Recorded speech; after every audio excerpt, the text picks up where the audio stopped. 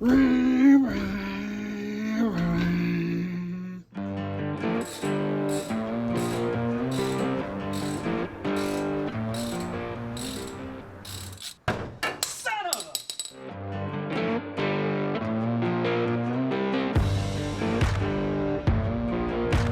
going on, guys? We are back in the shop and we are going to put this engine in. Let's do this. Shop. It's a garage. Let's be real, Craig. Yeah, let's do this. Time to put it in. I'm ready. Yeah.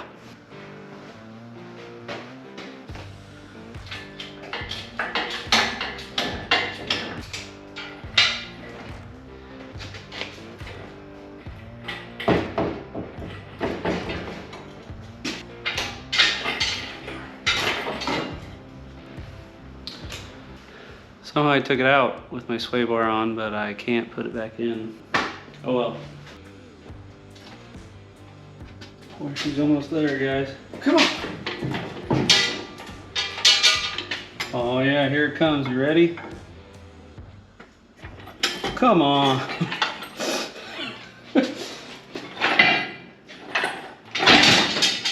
Bam!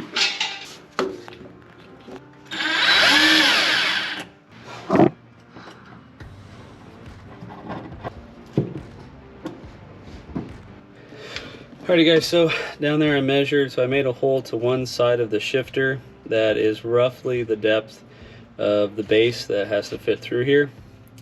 And I marked it right here by drilling a small hole, and from here to the lever of the shifter is 2 inches, and then I can only assume the base over here is 2 inches from that, so 4 inches across, 4 inches across. Basically that means I'm gonna have to move this back, I think, but right now I just want to get the shifter in here. Now, since I don't know if this is centered in the circle base, I actually think it's a little further south. I'm going to make this pretty narrow. It is not going to bother me if I destroy some carpet here. I'm wanting to actually cut this whole piece out and put a metal metal piece to display the Ford F100 World logo, kind of like logo here, and then this maybe billet or I don't know, some kind of metal here, and yep, and then the shifter will be here. I'm gonna go grab the shifter boot and make sure it lines up decently. Well,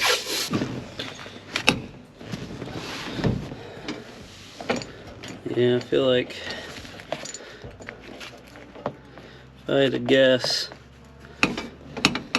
I'm gonna have to move this back a lot. Sure hope I can run this. That would suck if I can't, but this is probably where it's gonna go, right here.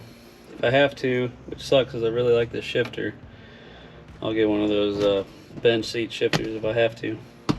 I think they do make it in this billet, but anyway, there it is roughly. I think that's close enough for the carpet, because if I'm wrong this way or that way, I've got a little bit of a leeway, and there's a little chrome piece that goes around there, so not the end of the world.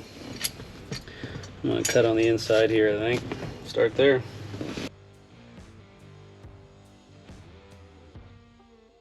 I think it's safe to say if you don't have carpet in your truck, this would be a step for you, but thank God this ain't the original carpet. Breathing in some asbestos.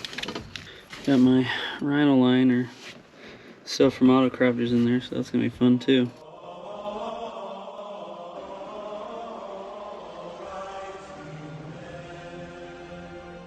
There she is. By golly.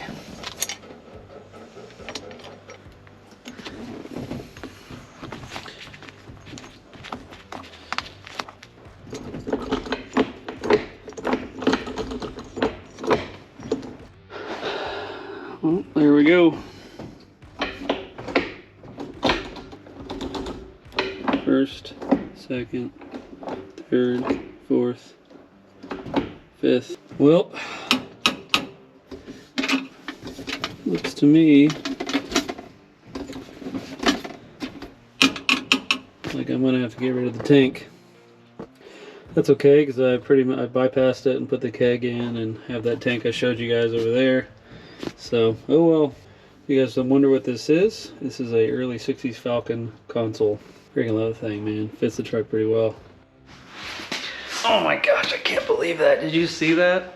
Well, I don't know if I filmed it very good, but so literally, can you, like, I need to go check the freaking, see if the drive shaft, like, I know I'm gonna have to get a new drive shaft. I wanna go 1350, you know, so the bigger, you guys saw the Craig 909 do it, it's pretty common.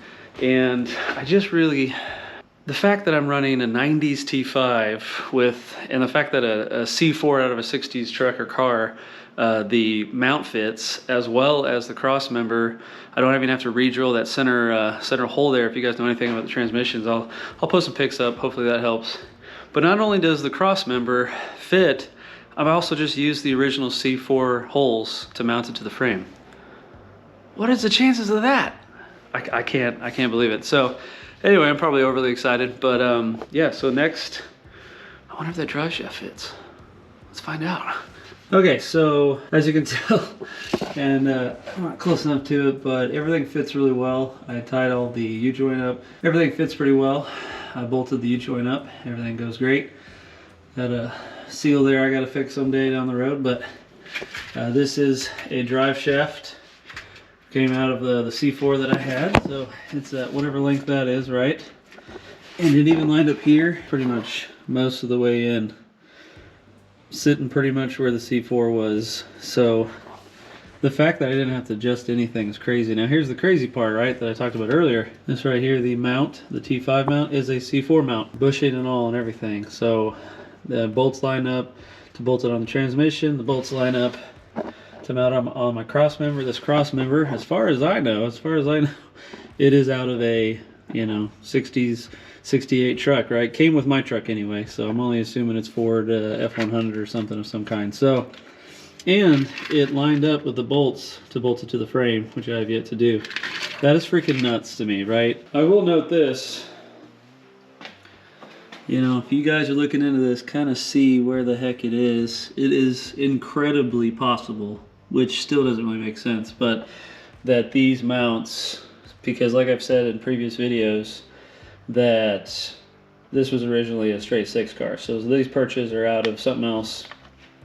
A bump as far as I can tell, because it fits in there like butter, but these could be placed in the wrong spot, which has just ended up being convenient for me, or something. I don't really know. That's a pretty general T5 that I have in there. It didn't change much. Bolted it up, stock bell housing. So I don't know, man. I don't know why that was so easy, but I'm sure it means that this engine was not put together right by the previous owner, or maybe I did something right. Haven't tested it yet. Video for another day, but crazy. Crazy, crazy, crazy.